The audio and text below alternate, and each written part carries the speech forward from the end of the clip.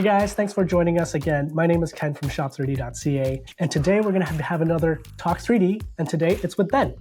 Ben, you're an occupational therapist working with burn patients at the Winnipeg Health Sciences Centre.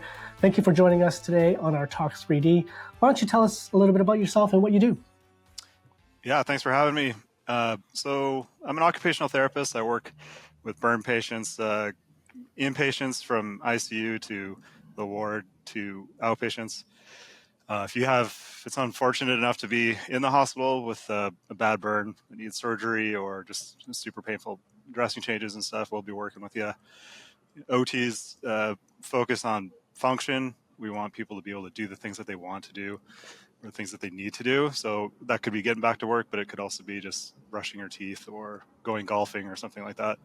But part of what we're doing while we're working with burn patients is we want function, range of motion to be preserved in their hands and in people's limbs so that they can use their hands later.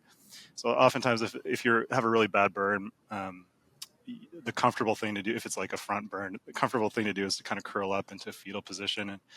And eventually what happens with the healing and the scarring is it'll stay stuck in that position. It'll be contractured in that position. So what we're going to be doing is trying to position people more extended out, open, like an airplane type thing.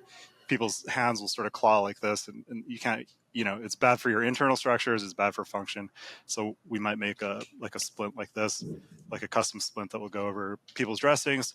So we're sort of doing prehab a little bit, trying to preserve the range of motion that's there so that people are functional. And we're also sort of fixing things if they're trying to regain range of motion if they lose it to scar contracture. But the other thing that we do, kind of more what we're talking about today, is with scar management. So after a big burn that takes maybe over 3 weeks or something to heal, or if you need surgery or something like that, we'll be doing conservative scar management. So like non-surgical, non-pharmaceutical methods to help reduce the scarring. That's fantastic. Very important work that you are doing over there, and thank you for that. It's a great description so far, but I think people will be wondering, hey, how does this relate to 3D printing, 3D scanning? Maybe before we dive directly into that, maybe tell me about kind of your studio area, kind of what you have set up over there to help patients.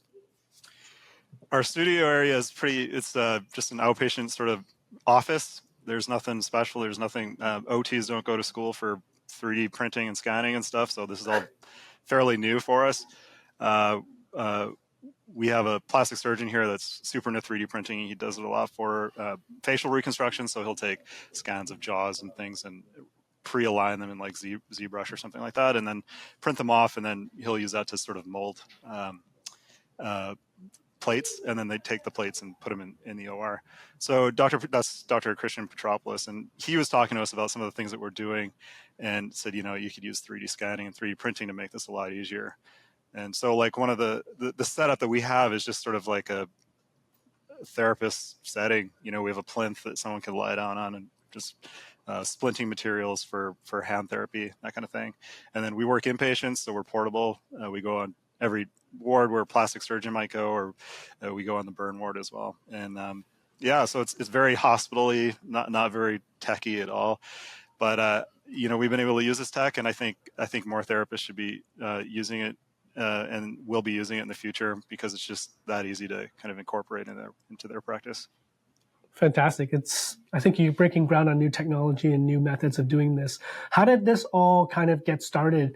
Was it just someone like, hey, you guys can do this, maybe you should try it, which is what you said the doctor suggested to you guys. But how did you guys convince the upper ups to be like, hey, we really want to invest in this brand new technology. We don't have a workflow for it yet, but we want to develop one. How did that all get started? Well, a lot of it was it was nice to have someone that already kind of knows 3D printing. So I kind of ran with it afterwards, but it is nice to know someone that sort of has a background and can kind of convince us that we're not going to be wasting a bunch of money. Even though we're using like consumer level, we're just using consumer gear, right? For printers. But we're sort of fortunate in that the Manitoba Firefighters Burn Fund is really dedicated to helping out burn patients and helping out professionals who are, sometimes we go to conferences and they help fund those.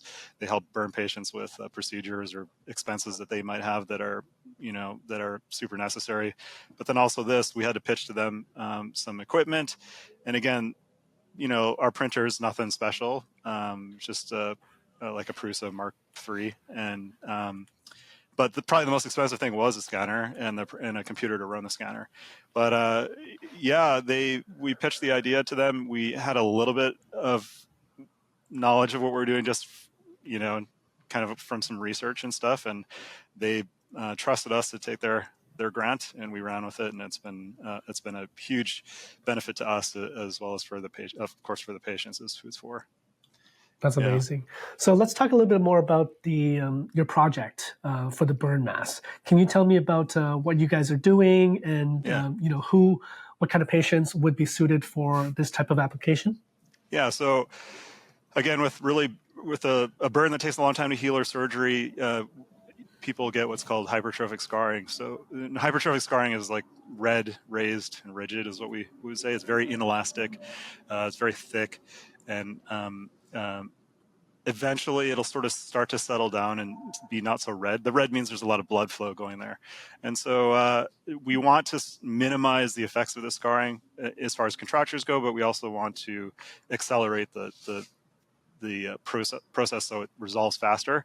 And two of the main ways we do that are through pressure and silicone.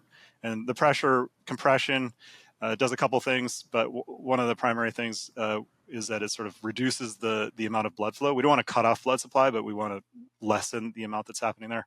And it slows down some of those pathological processes that are happening that are worsening the scarring and kind of adding this really bad collagen, making it thick. And then silicone also is useful. It helps keep the scar hydrated, and it helps also slow down some of these processes as well. The way we primarily do that with a person when they have hypertrophic scarring on their face is through this, which is like a burn, we'd say a burn mask or whatever, transparent face orthosis. They have the plastic that we use has silicone laminated on the inside. And so what you have to do is you have to heat that up like 300 degrees Fahrenheit, but you can't form it obviously in the person that's too hot. So you have to make a replica of the person's face. Now the traditional way that we used to do it, you have to pour dental alginate over someone's face. So they're lying back, they're trying not to panic. This would obviously be someone that's healed over. They're done with the surgery, they're done with dressing, so they're healed, but the scarring is still very red, and we would say it's very active. So they would wear this mask, and it would put compression over the scarring, the scarred areas, and then silicone treatment. And so with that, to make the replica, we would pour dental alginate over their face. Eventually, we're trying to keep their nostrils clear. They're giving us hand signals, trying not to panic, that kind of thing. Then eventually, once that cures, we have to put plaster strips over that to reinforce it.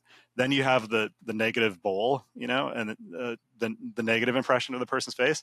We pour plaster into that, and then we have the positive, and it would look something.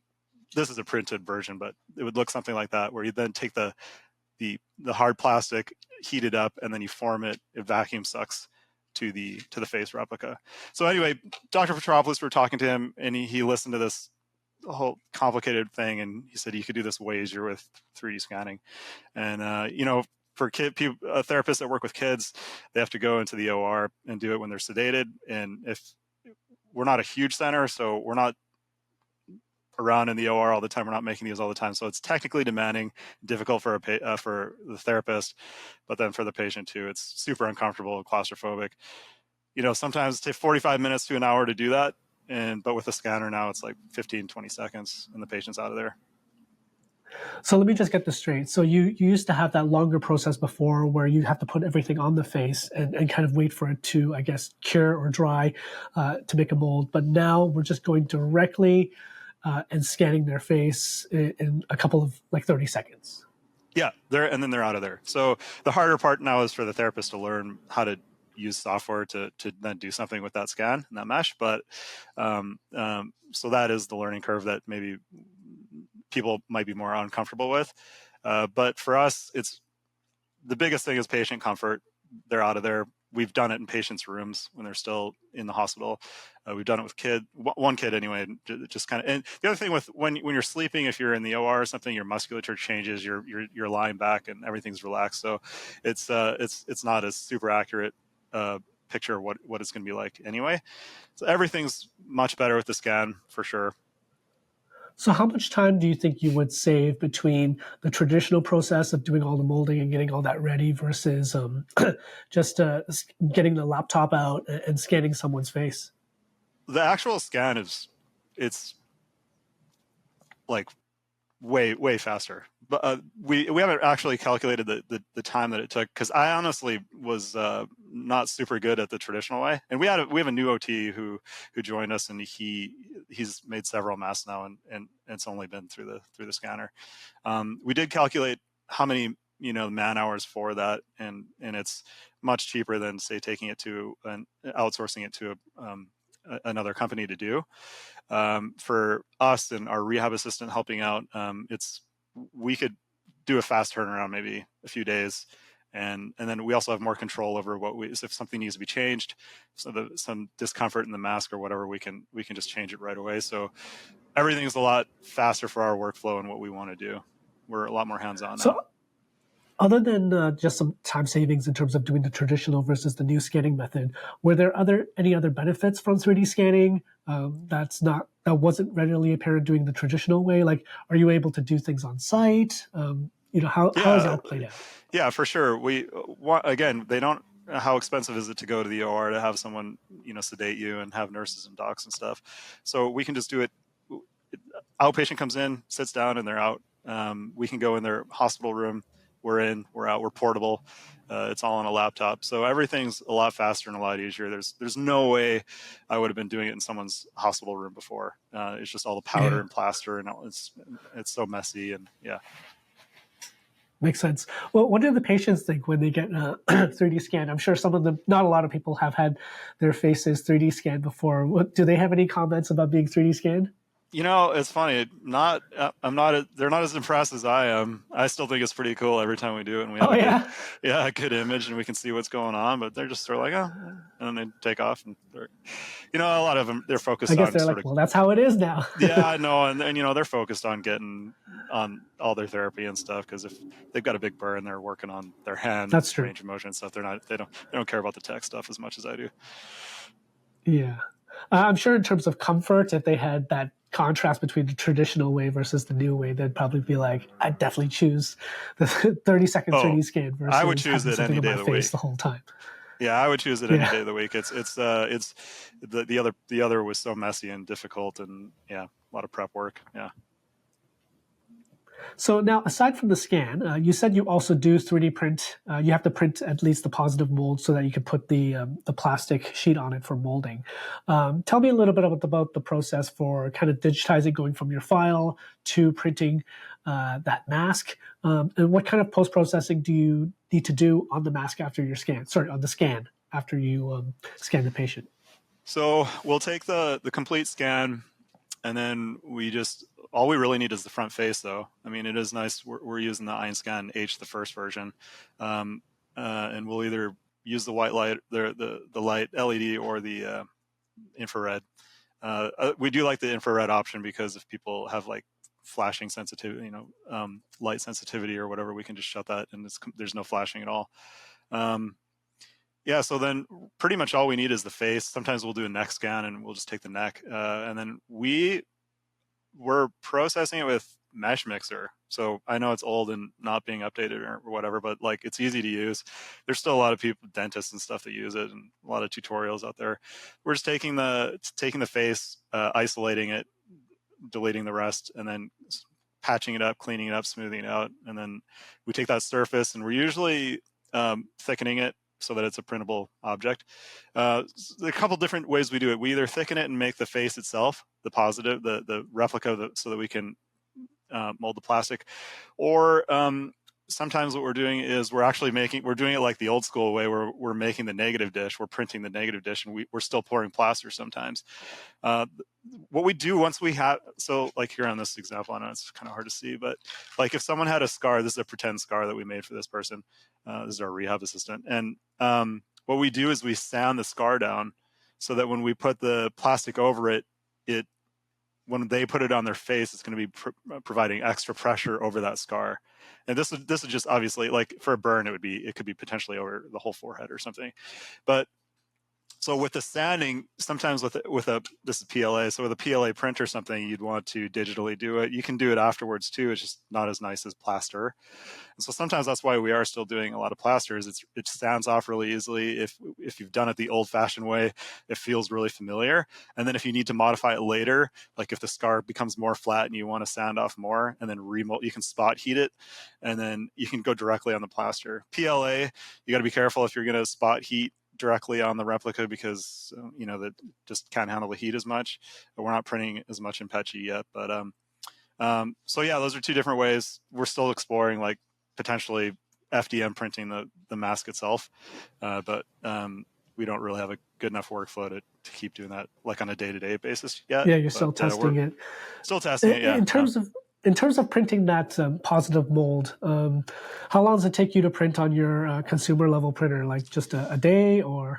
Yeah, I'd say like 13 hours, maybe something like that. Yeah. Okay. Do you have to make sure you print it pretty smoothly, or like what are the requirements for printing that positive mold? Yeah, it depends on if the scarring is sort of up here, then we'll print it more vertical orientation so that the layer lines aren't so this was actually horizontal, but it just depends. Like if we want how FDM printing, if those kind of the top surfaces are going to look really bad, so if we just kind of pick where we're okay with those looking bad, and then we can sand it too afterwards if we want to. If we do the plaster, you can sand it too. The artifacts don't show up that much over the plastic. Okay, that's good. It's and then once you put the plastic sheet on and molded it at 300, 400 degrees, what happens after that? So then you make that into a mask that they can wear, and how long do they have to wear it for?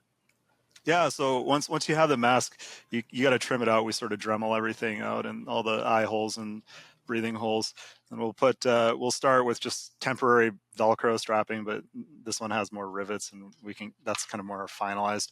Yeah, and people would just wear that as much as they can during the day. Your scar is always active, so we'd like to wear it as much as we can. There are different types of masks you can use as well. There's fabric masks that people wear that are custom. We make do custom measurements and then send it out to a vendor, and they do it in we try and target 15 to 25 millimeters of mercury of pressure. And so this company, that's what they say, they'll take those measurements, and then you have a fabric mask. The problem with the fabric, which works really well sometimes, but sometimes for like really detailed areas like in the eye or by the nose or something, the fabric will sort of tent over that area and it won't apply pressure into those concave areas, whereas the hard mask will. Yeah. It's just kind of whatever. So since I'm not in that field, the point of the mask is to apply pressure onto the scarring area, and that decreases the blood flow that goes to that area. Is that how that works? Yeah, it will basically make it less raised, less thick, and less red. Yeah, yeah. So and also not just that, but it also will probably accelerate the process as well. Because some of these scars, people confuse it sometimes with keloid. It's not the same thing. They are very thick and much more aggressive than what you would normally think of when something's healing. But if it's truly a hypertrophic scar, it's going to resolve on its own at some point. So then you say, well, why bother doing this? But it should accelerate it as well.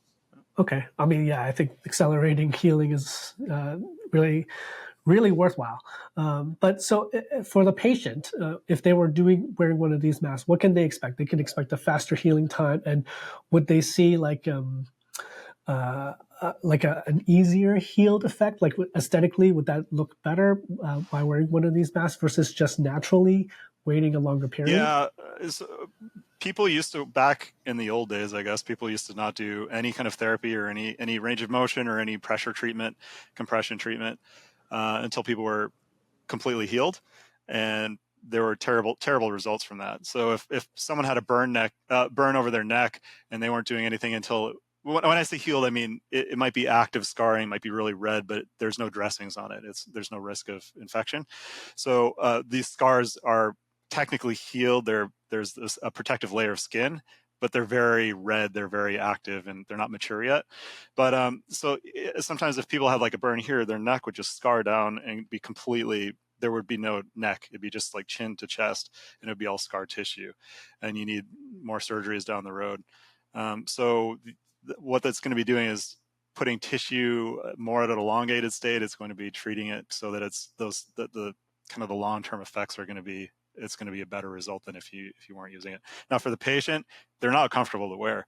Compression garments, we do soft garments for like sleeves and hands, for gloves for hands, and they're some people really like them. It feels like a security blanket. Other people, it's they're tight, they're hot. In the summertime, you got to wear these things, and yeah. So there's nothing really fun about burn therapy at all. Yeah. Is there a standard time that someone has to wear some of these masks? Like, for example, is it a week, or are we talking, a longer period of time? Yeah. The younger, there's some studies that came out, and the younger, if you're like under 30, it's going to be a long time that your scarring can last. Your scarring can last, over 3 years. Older you are, if you're over 55, it tends to be a little bit faster than that. But our stock line tended to be 18 months is kind of your timeline, but we've had a lot either shorter, but usually a lot longer than that. So would these masks last that long, if need be? Yeah, you'd have to modify it too, though, because the scar changes. And if it does if we're targeting a certain area and all of a sudden the scar starts getting flatter, the mask the way it was before isn't going to fit anymore, or it's not going to be applying the pressure that we want. So then you have to spot heat it, rub it down, sand down the mask or whatever, or just make a new one. Yeah. Okay. Well, that's good that you can kind of post-modify it at least a little bit afterwards, so you're not making it all the time. Yeah, and we've thought about, looked into, well, what about resin printing, just directly printing a mask instead of, kind of going through all this stuff or whatever. And, resin, it's going to be more expensive to get something that's tough and durable and not going to shatter on you. And then biocompatible, all that kind of stuff. We like to have a clear feedback of seeing how the skin's reacting to it. If it's too much pressure, you're going to get skin breakdown, and you'll get sores and things in those areas. The bigger thing about the resin would be just that if there was a problem, we're always modifying it. Something's digging in, we're sort of heating up and flaring out edges or whatever. And so if the resin one might be a little bit harder to do that. Having said that, I've never made one, so I don't know. But that's probably my biggest concern about doing just a direct resin print.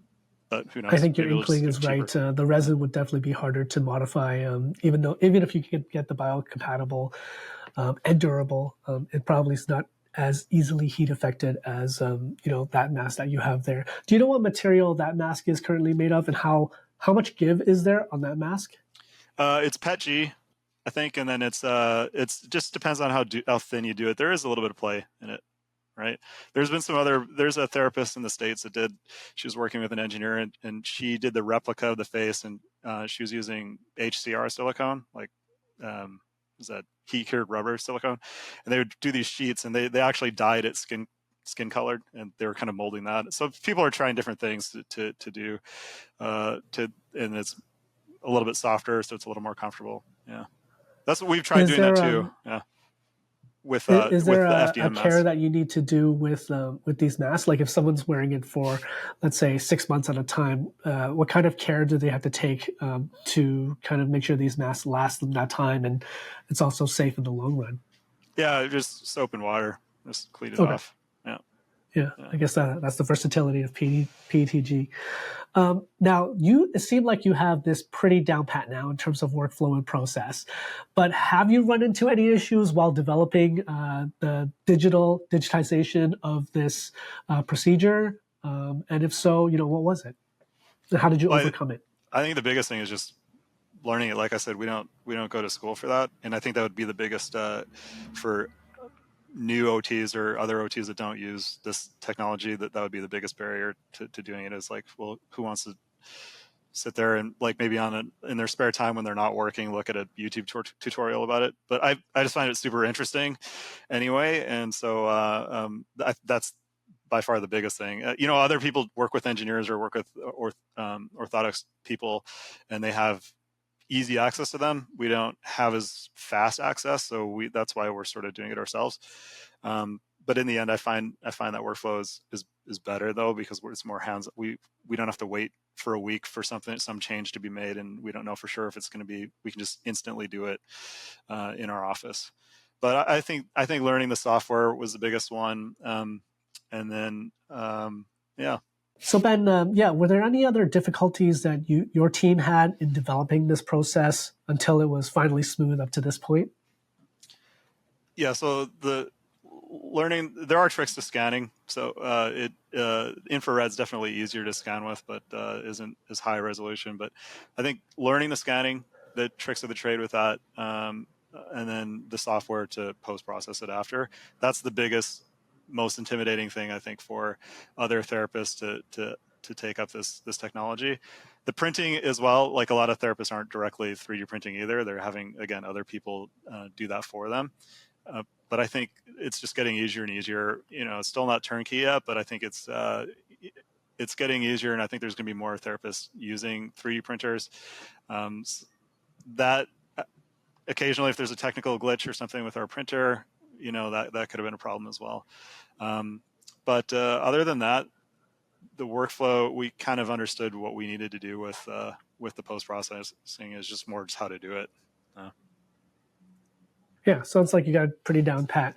So why did you choose the Einscan H versus all the other options available? Because we had a whole bunch of options available, but why was the Einscan H the one that you guys went for? And what did you think that was the right choice? Well, it was a little bit of risk because Dr. Petropoulos we were kind of looking at it together, and he said, "How about this one?" And it looked good. And then he wasn't so sure. He was a little worried that we made the wrong choice or something. But no, it was at the time for what was out there. I didn't know of many others that were using infrared in that price point. We didn't need engineering level, microns level of detail. We don't need pores and stuff. And we're doing live people. So we want we want a scanner that can do live people and accommodate for movements and things like that, and kind of medium-sized face size objects. That was a big one. I think that I was concerned about the flashing. For the last thing we want to do here is have someone have a seizure or something like that. And the ability to have zero visible light at all was probably one of the biggest things too. But yeah, it's been working well for us, even though it's I know there's the 2 that's out now, but for us it's still doing fine. Fantastic. And have you ever run into any issues while scanning, like have patients moved when they weren't supposed to move, or is the scan, are you guys so fast at it now that it literally just takes 10, 15 seconds? It's more if someone's got facial hair and it's throwing things off, and then we have to switch it over to infrareds because it does the hair better. Or if there's sort of, we haven't done that many kids yet. That is a huge benefit to this, I think. But the one that we did do was sleeping at the time anyway. So it worked. We propped him sort of vertically and then while he was in bed, and we did that. But it hasn't been that bad. I think sweat too. Some things are a little bit shiny. Some of those types of things, or jewelry or whatever. But those are the kinds of things that you just kind of learn as you're going. Yeah, that's awesome. And you mentioned that you were kind of working with a more consumer level 3D printer and kind of a mid-level 3D scanner.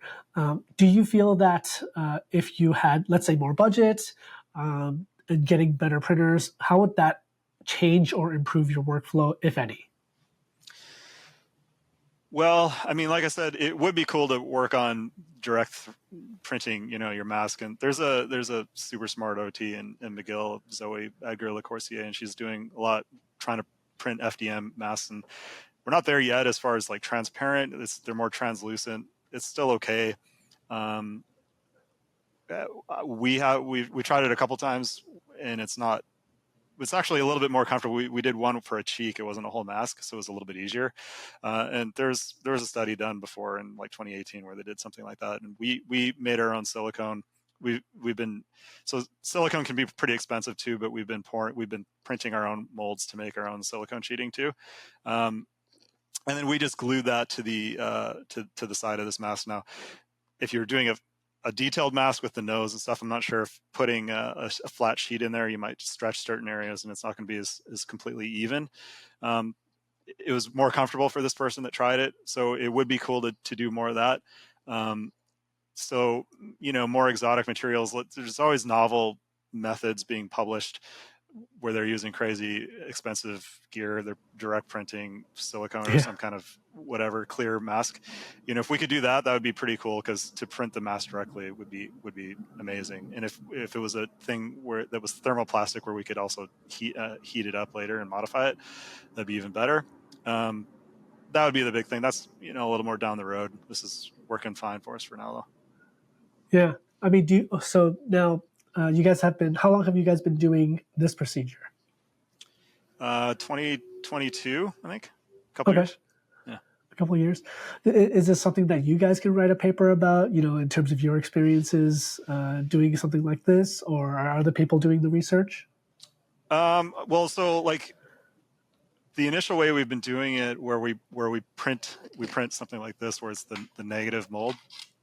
We print like that, and then we pour plaster into it. There's actually a video from a few years ago.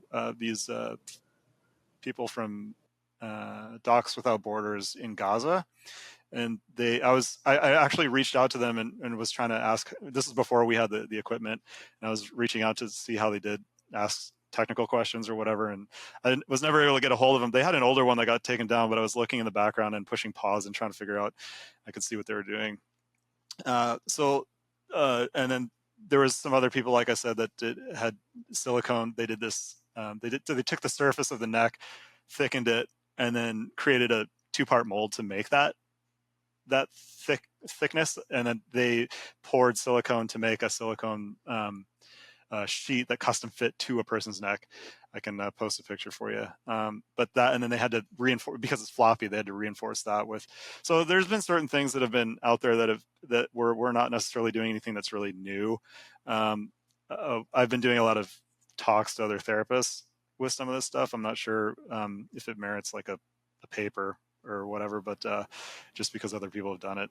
So I don't know. I think the thing that I'm more interested in is just sort of day-to-day clinical, something that other people, if they're motivated, they can do, where you can do this yourself, where there's a learning curve, but it's not so crazy that you have to have a team of engineers to do this or whatever. I mean, it'd be nice if we had a team of engineers that at our beck and call to kind of do stuff. But I don't know. We've just been more focusing to have like a practical workflow that works in a clinical setting. Yeah. No, I mean, it's very noble maybe what I you can guys write are something. doing. I don't know. Maybe someone will watch this episode and be like, actually, we're doing something similar, but we don't know how to do this, and they'll reach out to you. Yeah. No, a lot of it has been word of mouth there. Yeah. So where do you think you will go from here? So let's say maybe even a couple of years down the road, we might even have better scanners or better printers. You've talked about maybe printing the mask directly, but is there anything on the scanning side that you wish you would have that could speed up your workflow if there was a future product coming? Yeah, like just making it easier. I like different sizes of things. We've been making some very sort of one size fits one bespoke, very custom devices out of silicone or rubber or FDM prints or whatever. And so sometimes we've been molding people's like if they have a bunch of amputations or if their grip is limited, we've been having them like grip Play-Doh around. Like we had one guy that wanted to fillet fish. He like had this favorite knife that he had and didn't want to use an electric knife or anything, but his grasp sort of looked like that. And so we scan that. It's a little bit tricky, but something where it's flexible to kind of do really small objects or sort of medium-sized objects. We're not doing a huge thing. We're not doing wheelchairs or anything like that. But to me, that would be pretty fun. I think using scanning, I think would be interesting remotely. We have patients that are 8 hours away that don't have running water, and so they go to nursing stations to get care done, but it's a big deal for them to come to our clinic in Winnipeg to work with them.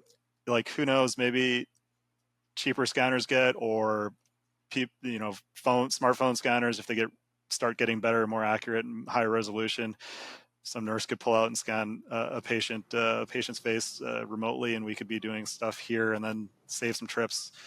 With the compression garments too, we could potentially do something with that where we would be scanning like an arm or something and then unwrap it, and we'd have a pattern for fabric that we can use. Well, Ben, that makes a lot of sense. Maybe we can start wrapping this up. Is there anything you would like to add in terms of what you've been doing, what you hope to see in the future, or how should someone reach you if they're interested in what you guys are doing?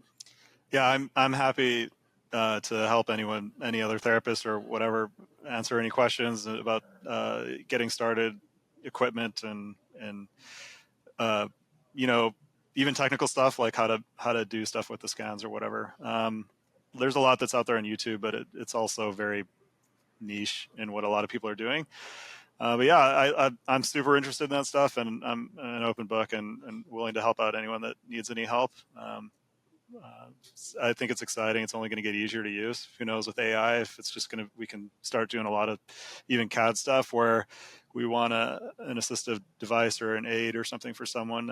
It's just going to be easier and easier for therapists. A lot of therapists are already doing this anyway. Like as far as assistive devices, we're using thermoplastic or like heating up beads and molding them into things that make easier grips for people to use.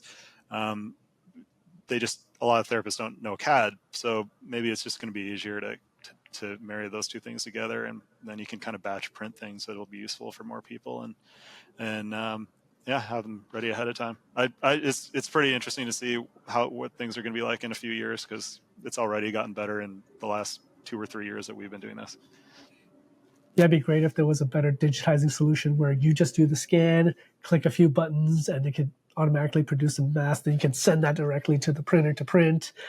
And there are some companies that are doing more with their phone scanners to like make casts for people that are out there. So it's pretty neat. We haven't with our phones. I haven't found that it has the accuracy that I want yet for like a face mask. And the other thing with scanning too is that I find with hands are difficult to get like in between all the shadows and in between the web spaces of fingers, because we've tried doing things for certain people's hands or whatever. So, that's another difficulty that I think we're trying to work around. We've made plaster molds of people's hands because it's a little easier to get in there. But yeah, I don't know, just compensating for movements and people's fingers and other anatomy and stuff. I think it's only going to get better and better. All your algorithms that the companies are coming up with. Yeah, it makes sense. And also, every patient is different. So these are all super customized solutions and procedures that you guys have to think about and say, how are we going to do this? How are we going to put pressure on that? So kudos to you and your team for making this workflow. Overall, how many people do you estimate you've been able to help using this process? We don't have a huge center, so I don't know in terms of like in the hundreds or whatever, things like that. But to me, what's so good about it is that you can try these things and you can try a lot of new things that you wouldn't have tried otherwise. There's people that have tough lives and they've had a bad accident, and maybe you're not sure if all the work that you're going to put into this face mask is going to be worth it, if they're going to end up using it at all, if they're going to lose it, or if they're just going to be lost we won't see them ever again, because the process is so much easier now and so much faster. We're willing to, it's easy to take that risk. It's easy to do and go out and do what we know is best for the person, and give them the best possible care. And it's just made it easier to give that equal care to everyone. And that's fantastic. Yeah. Yeah, well, Ben, I want to thank you for your time. Thank you for sharing with us your story on how you're helping people and using technology to enable this new kind of procedure and workflow so that more people have access to it. I'm sure it makes a big difference in their lives. And I just want to thank you again for joining us for this Talk3D and sharing. Yeah, thanks for having me.